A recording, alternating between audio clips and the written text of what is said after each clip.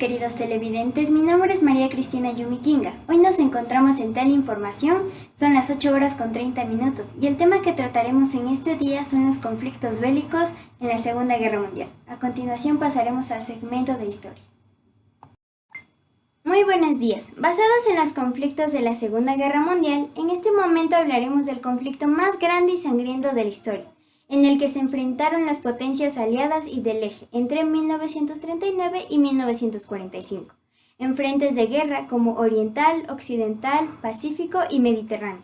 Las Fuerzas Armadas de centenas de países se enfrentaron con todo lo que tenían en el ámbito aéreo, naval y terrestre.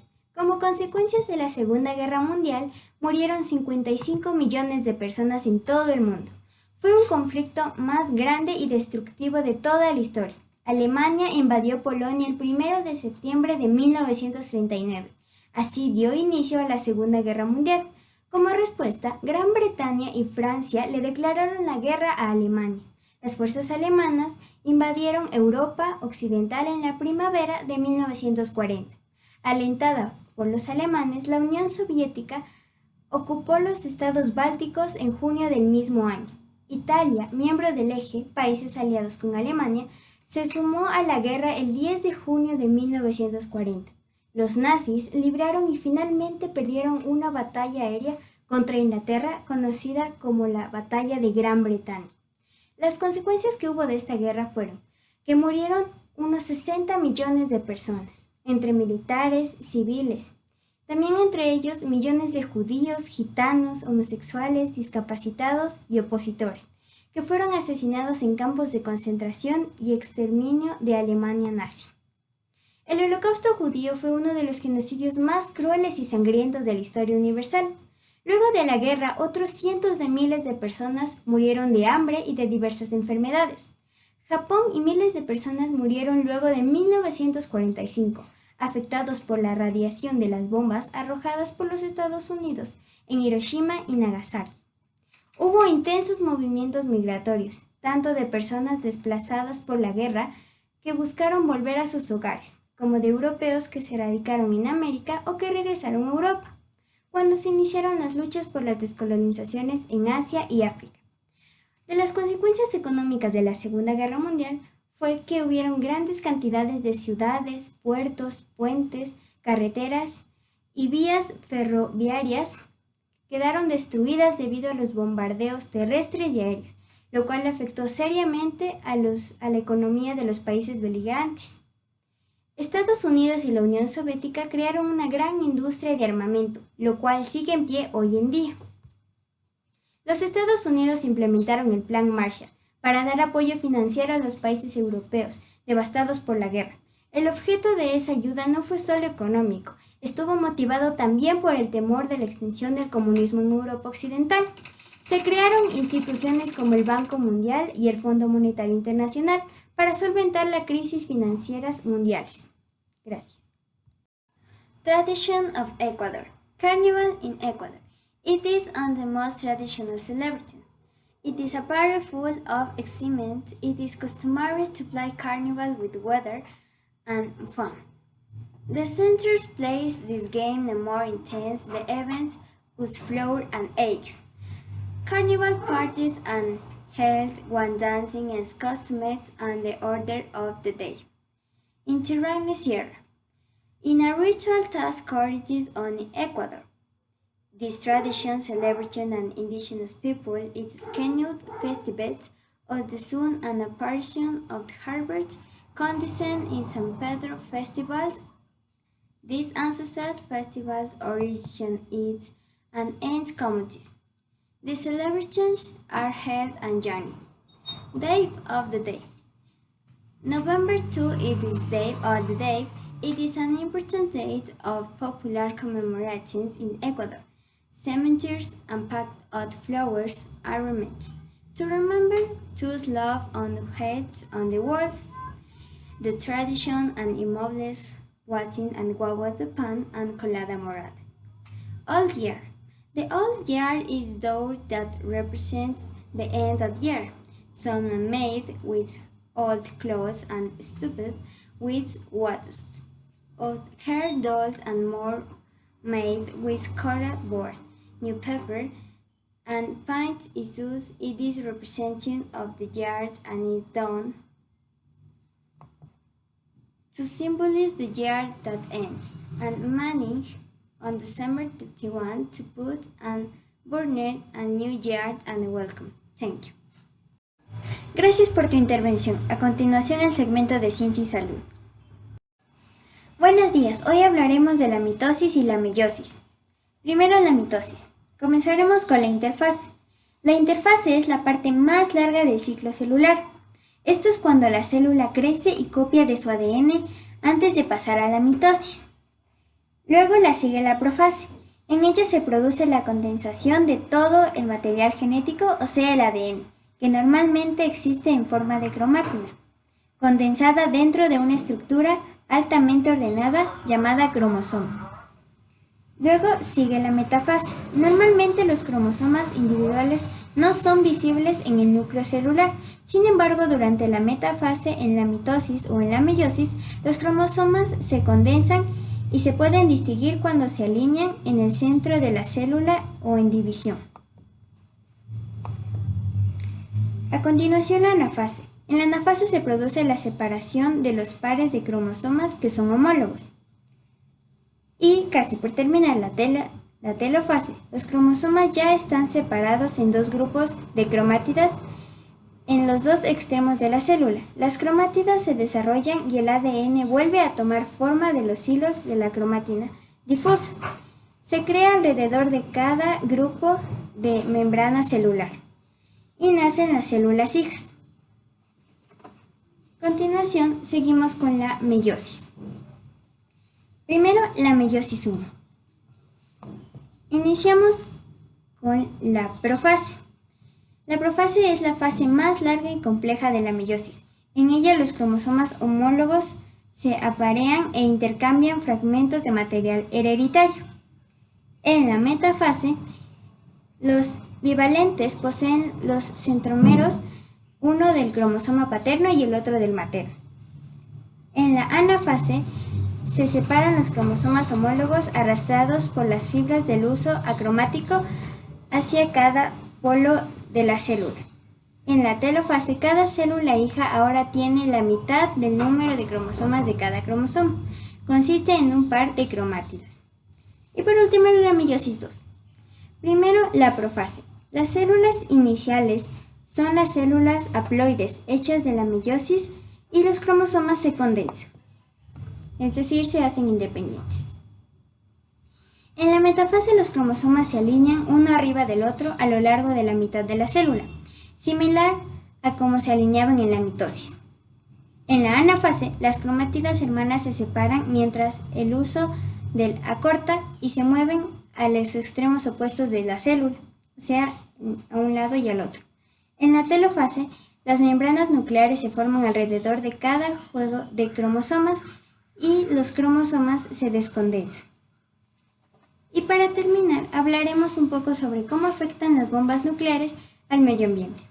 La composición de una arma nuclear libera una combinación de calor, ondas, choque y radiación. Estas fuerzas tienen el potencial para matar, lesionar a enormes cantidades de personas. Arrasan viviendas, edificios e infraestructuras y generalmente causan graves consecuencias para el medio ambiente. Gracias. Le agradecemos por esa útil información. Ahora presentaremos el segmento de estadística. Muy buenos días. En este momento presentaremos las estadísticas principales de los conflictos bélicos en la Segunda Guerra Mundial. Primero, la contabilización de las víctimas de la Segunda Guerra Mundial ha sido objeto de numerosos estudios, que normalmente ofrecen estimaciones entre 50 y 60 millones de personas fallecidas, elevándose hasta 100 millones según los cálculos de los más pesimistas y de 40 a 45 millones de los más optimistas. Un dato interesante son las armas que ayudaron a derrotar a los nazis en la Segunda Guerra Mundial. Entre muchas de ellas están una Boeing B-17, una M4 Sherman, una granada MK2, una espoleta de proximidad, una Browning M2, una M1 Granat subfusil, también una Tom Shore, una Kakbar, una Obus M101, una Boska y una bomba atómica, una de las más potentes.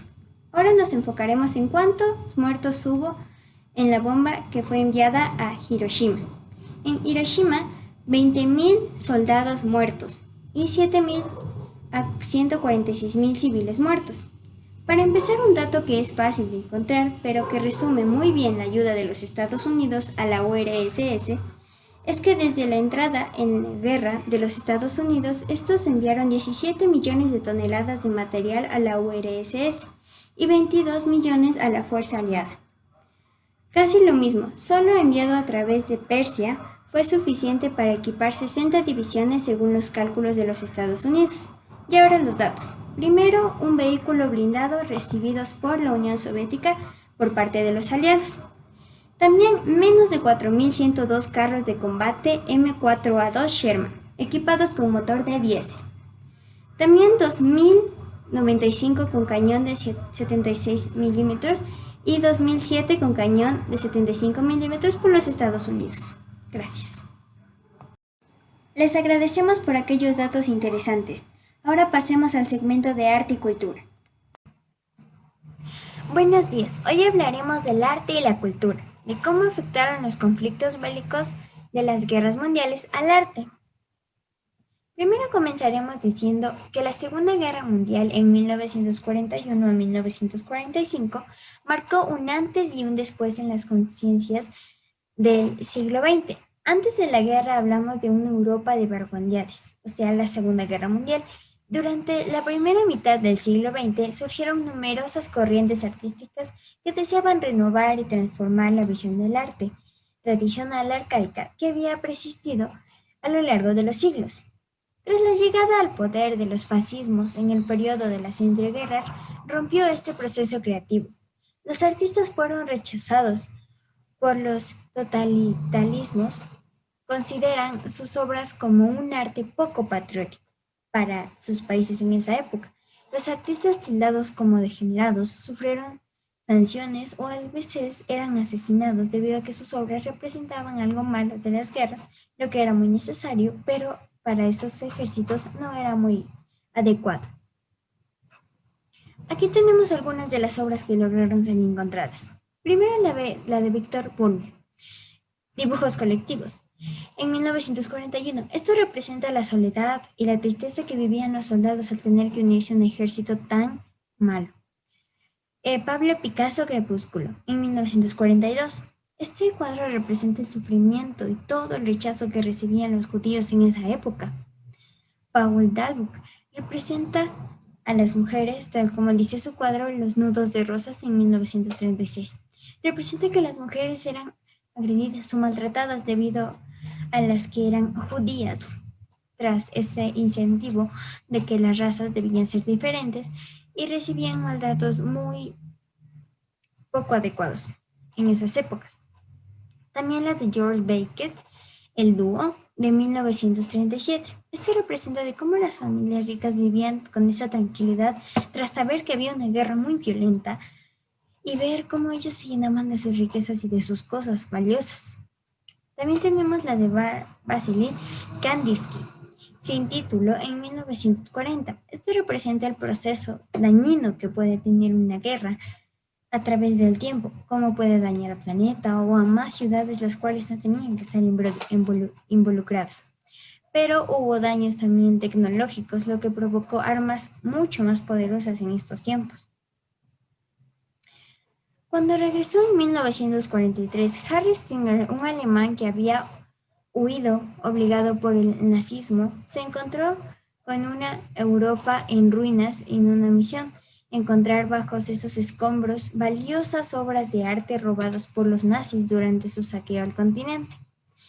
Tras pasar la Segunda Guerra Mundial, que fue un hecho muy histórico, se tenía que tener pruebas para representar el arte de esas épocas. Decidieron buscarlas y ponerlas en museos que existen actualmente. Muchas gracias. Te agradecemos por tu intervención. Y por último, el segmento de deportes.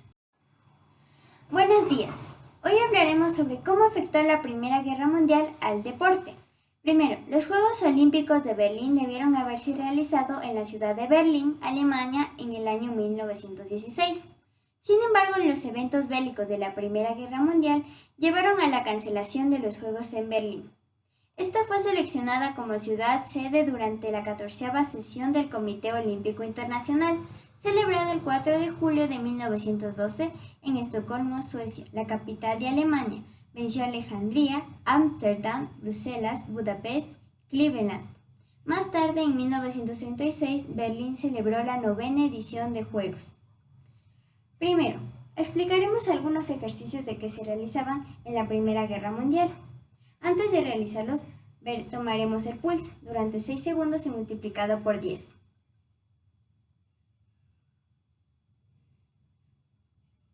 Listo. Multiplicado por 10 mi pulso era de 80. Mientras vamos realizando los ejercicios, nuestro pulso tiene que irse elevando. Primero aplicaremos ejercicios de fuerza. Un claro ejemplo podría ser una sentadilla pegada a la pared y resistiendo durante un máximo de 8 a 10 segundos. Esto ayuda a fortalecer en el ámbito de correr o de resistir. Listo. Ahora aplicaremos una sentadilla con brazos adelante, en un máximo de 7 a 8 segundos.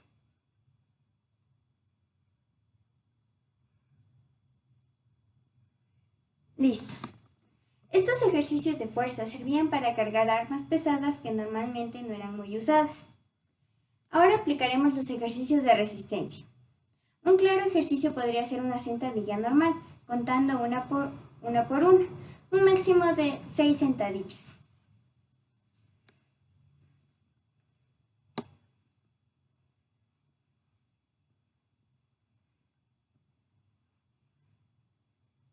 Otro claro ejemplo que se podría dar fuera un trote elevando rodillas, lo que puede ayudar con la resistencia de las piernas.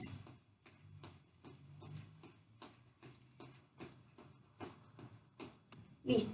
Estos ejercicios de resistencia valían para resistir altos impactos de destrucciones.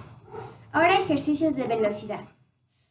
Unos ejemplos podrían ser el spinning con piernas, que puede durar un máximo de 20 segundos.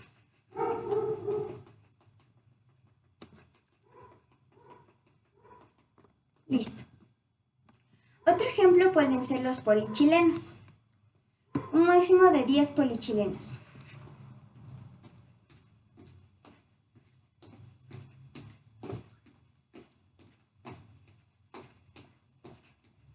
Listo. Estos ejercicios servían para correr de las trincheras y no salir heridos. En este momento tomaremos el pulso.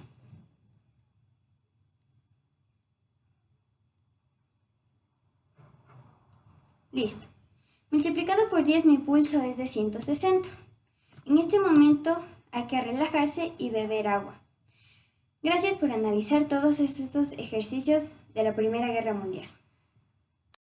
Gracias por acompañarnos en este día. Los esperamos mañana a las 7 a.m. Que tengan una buena tarde.